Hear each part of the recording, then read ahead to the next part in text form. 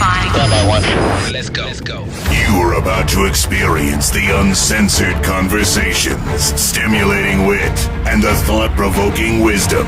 Bold, raw, and uncut. Right now, on the LanceScurv Show. Police officer pays 15-year-old girl for sex and later robs her at gunpoint. Another police officer is being accused of a heinous crime. Chukwemeka Ekwana is the latest officer to face jail time after he allegedly had sex with a minor and robbed her of money. According to reports by the Washington Post, Ekwana worked for the Metropolitan Police Department near Washington, D.C. The 27-year-old police officer allegedly met his victim on a social media app Tagged. While speaking with the minor, Ekwana offered the 15-year-old girl $80 in exchange for sex. In early January, Ekwana met the teen at Quarterfield Crossing Apartments in Glen Burnie, Maryland. At some point, the two engaged in sexual intercourse, but following the sex, Ekwana pointed a gun at the teenage girl and demanded that she give him the money back. The victim gave him the money back and left. She eventually told authorities about her sexual encounter and being robbed by Ekwana. 3 months following the alleged robbery, Ekwana was finally arrested. The incident is the latest in police-involved crime that continues to take place across the nation. Ekwana should not have been given the chance to become an officer. Ekwana and his father were once accused of beating a man while they worked as correctional officers. The city awarded the inmate $20,000.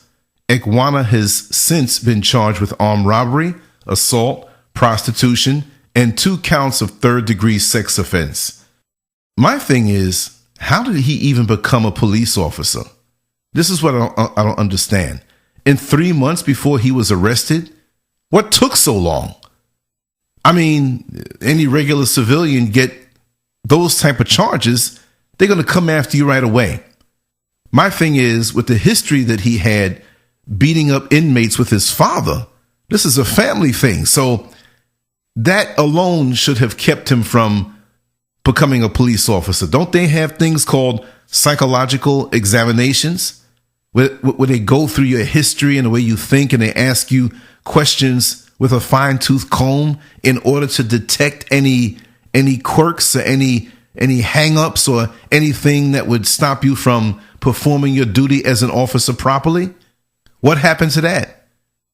Did he have some kind of inside hookup to get past that? Because if you're capable of doing something like that, trust me, you sit down with me for a minute and I'm going to pick up that something's not right.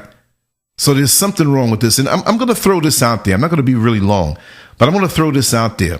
You know, not because this just happened in that area of Washington, D.C., right, or near Washington, D.C., but to me, like organ theft, where they're stealing the organs of black people, that is something that's highly organized. This is just a thought. Bear with me.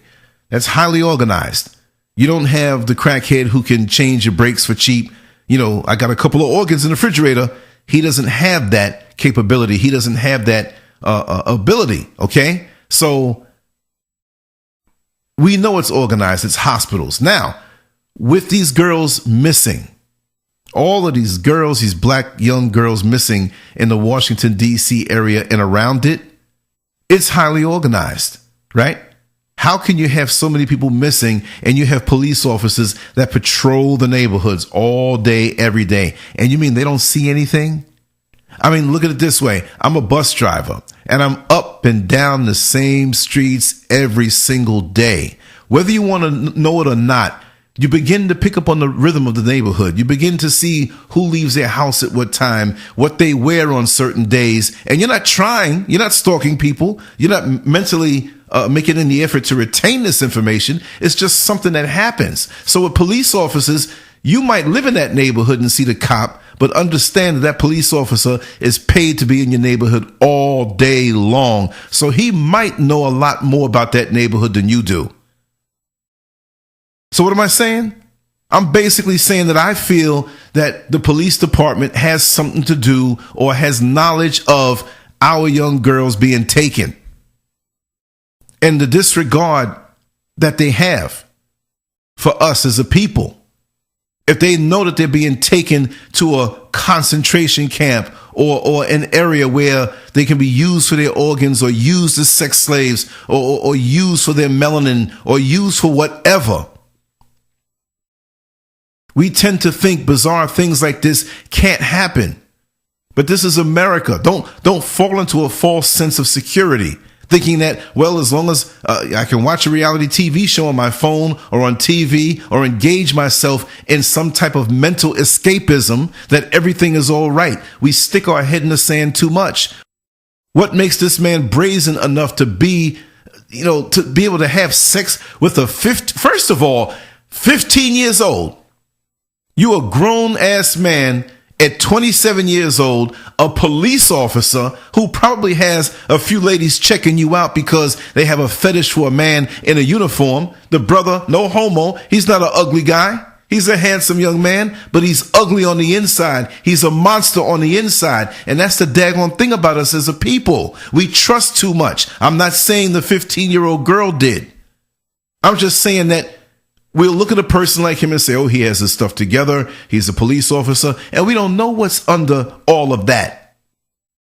And not to go off on another rant, but down here in Orlando, Florida, in the Orlando Police Department, we had another officer, a detective, Angel Burgess, who forced the young girl to perform oral sex on him. And he was very aggressive. And this guy knew her from a prior case that he dealt with, and so it was nothing sexual, but she was very friendly. And what I heard in the street is that she's just a friendly person. She'll give you Christmas cards and birthday cards, and she's very attractive from what I heard. And this guy showed back up to her place. She came out to the car, and she's talking with him or whatever, and he pulls out his penis and says, hey, jerk me off. Sorry for the length, but this is what he said. A detective with so many years on the force. I mean, this is crazy. So anyway, he kept pushing her head down. She said she didn't want to do this. She was kind of scared. She was like upset. She was frozen. So when he pushed her head down, and she did it for about 30 seconds. And when he let go of her head, she stopped and pulled away. He called her up later on after she got away and said something to the effect of, don't talk to me again. I hope you're not gonna, or are you gonna report me, or something like that. And she did. Let me read part of this other article. Chief Assistant State Attorney Deborah Barras sent a letter to Orlando Police Chief John Mina on Tuesday saying there is sufficient evidence to prove without a reasonable doubt that sexual activity took place. Sufficient evidence to prove without a reasonable doubt that sexual activity took place between Detective Angel Burgess and his accuser. But there was no proof the activity was coerced or forced. So you mean this dude ain't going to get in trouble for that? They know that you did this on duty and you're not going to get in trouble for that? So they're signing off on a rapist, on a molester. On duty? I mean, off duty is just as bad for anybody. You don't force a woman to do what she doesn't want to do. Yes, she did 30 seconds of that because she claims that she was scared. Now, somebody can argue with me on that, but let's put that aside.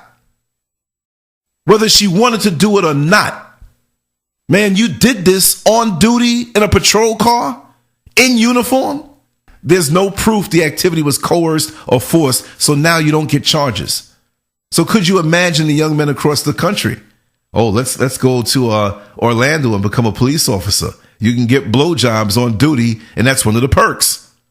This is a twisted world, and people wonder why many of us do not trust the police. It's ingrained. It's been this way since the beginning of time. But like I said about the other case, I believe that the police departments across the country know what's going on with our missing children, and I believe that they have a hand in it. They are part of it. That's my feeling. I don't have any proof. But there's so many crooked cops out here that are in the street all day long, and you mean to tell me that no one sees anything at all? Shame on you. And when you get your just due, my heart won't be broken.